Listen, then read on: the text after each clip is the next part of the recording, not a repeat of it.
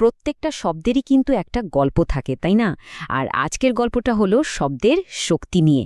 এক জাদুকরের উত্থান, তার পতন এবং সবশেষে প্রায়শ্চিত্তের এক অসাধারণ কাহিনী।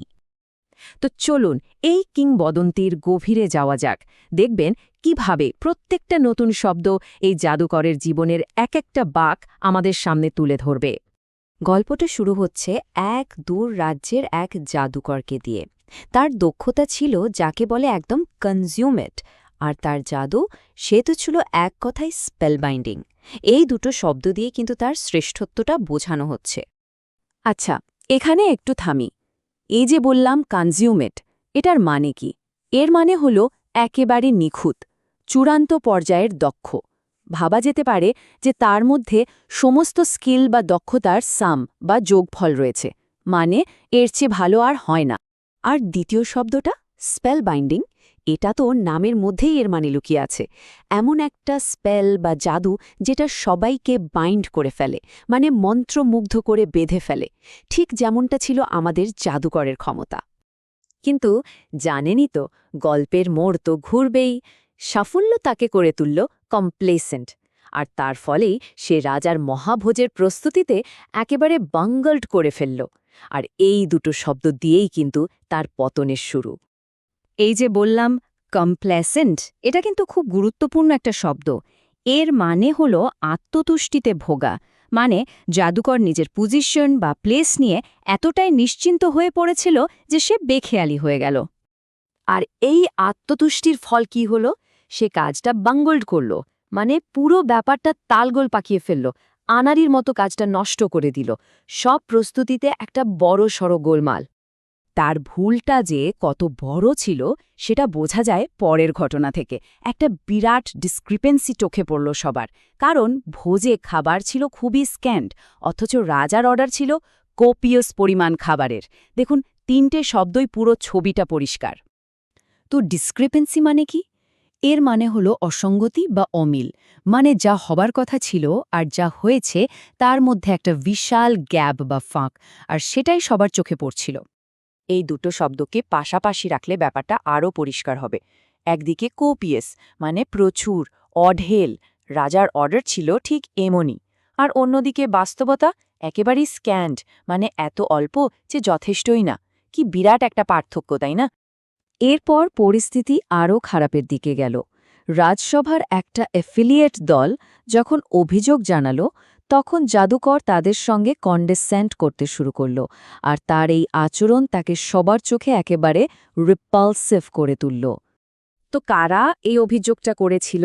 একটা অ্যাফিলিয়েট দল, সোজা কথায় রাজসভার সঙ্গে যুক্ত একটা দল বা সংস্থা, যেন সবাই একই ফাইলের অংশ।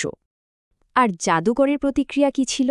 সে কন্ডেসেন্ট করল, মানে এমনভাবে কথা বলা যেন সে সবার চেয়ে অনেক উঁচুতে, আর বাকিরা সব তুচ্ছ, নিজেকে অনেক বড় ভাবা আর কি। স্বাভাবিকভাবেই তার এই আচরণের ফল ভালো হলো না। সবাই তাকে রিপালসিভ ভাবতে শুরু করল, মানে তার আচরণ এতটাই বিরক্তিকর আর ঘৃণ্য ছিল যে সবাই তার থেকে দূরে থাকতে চাইছিল। এরপর এলো তার চূড়ান্ত অপমানের মুহূর্ত। সে তার ব্যর্থতার কারণটা আর্টিকুলেট করার, মানে গুছিয়ে বলার চেষ্টা করল, কিন্তু ক্রুদ্ধ জনতা তার প্রত্যেকটা কথা মিসকনস্ট্রু করল, মানে ভুল বুঝল। শেষে সে জনসম্মুখে লজ্জিত আর একদম ডিজেক্টেড হয়ে পড়ল। সে কিন্তু চেষ্টা করেছিল গুছিয়ে স্পষ্টভাবে কথা বলতে। এই যে গুছিয়ে কথা বলা, একেই বলে আর্টিকুলেট, কিন্তু লাভ হলো না। কারণটা হলো লোকেরা তার কথা মিসকনস্ট্রু করেছিল। মিস মানে ভুল, আর কনস্ট্রু মানে ব্যাখ্যা করা, মানে তারা তার কথার ভুল ব্যাখ্যা করেছিল। আর এই সব কিছুর শেষে তার মনের অবস্থা কী ছিল? সে ছিল ডিজেক্টেড, মানে একেবারে হতাশ, বিষণ্ণ, মনমরা। শব্দটা শুনতো অনেকটা রিজেক্টেডের মতো, তাই না? প্রত্যাখ্যাত হওয়ার পরের অনুভূতি। তবে এখান থেকেই কিন্তু গল্পের মোড় আবার ঘুরতে শুরু করে। তার পরিবর্তনের শুরু। সে পালিয়ে গেল রাজপ্রাসাদের কন্টিনিউয়াস এক হলোড মন্দিরে। নিজের প্রফেন ঔদ্ধত্যের জন্য সে তখন গভীরভাবে রিমোর্সফুল। তো সে কোথায় গেল? রাজপ্রাসাদের কন্টিজিউয়াস একটা মন্দিরে। কন্টিজিউয়াস মানে একদম লাগোয়া বা সংলগ্ন, মানে মন্দিরটা ছিল প্রাসাদের ঠিক গা ঘেঁষেই।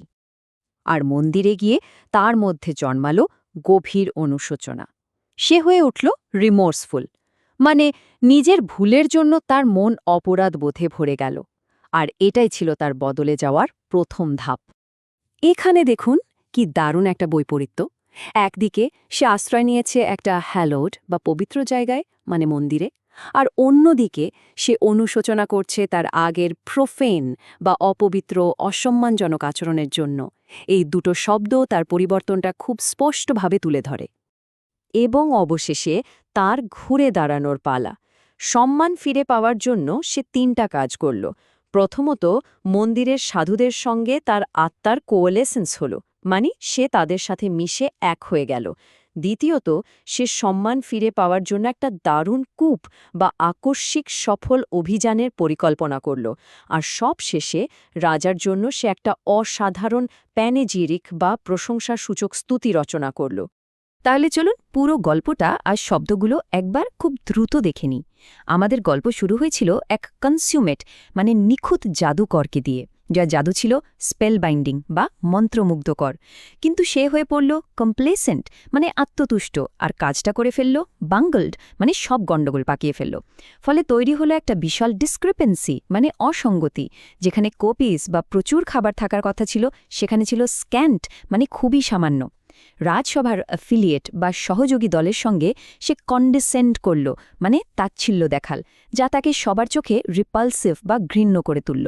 সে নিজের সাফাই আর্টিকুলেট বা গুছিয়ে বলার চেষ্টা করলেও লোকেরা তার কথা মিসকনস্ট্রু করল, মানে ভুল বুঝল। ফলে সে হয়ে পড়ল ডিজেক্টেড, মানে হতাশ। শেষে সে এক হালোড বা পবিত্র মন্দিরে আশ্রয় নিল, যা ছিল প্রাসাদের কন্টিজিয়াস বা সংলগ্ন। নিজের প্রোফেম বা অসম্মানজনক আচরণের জন্য সে ছিল রিমোর্সফুল, মানে অনুতপ্ত। এরপর সাধুদের সাথে কোয়েলেসেন্স বা একাত্ম হয়ে একটা শানদার কু বা সফল পদক্ষেপের মাধ্যমে আর রাজার জন্য প্যানেজেরিক বা স্তুতি রচনা করে সে তার সম্মান ফিরে পেল। দেখলেন তো একটা গল্প কিভাবে ২০টা কঠিন শব্দকে মনে রাখতে সাহায্য করতে পারে? এটাই হলো শব্দের জাদু।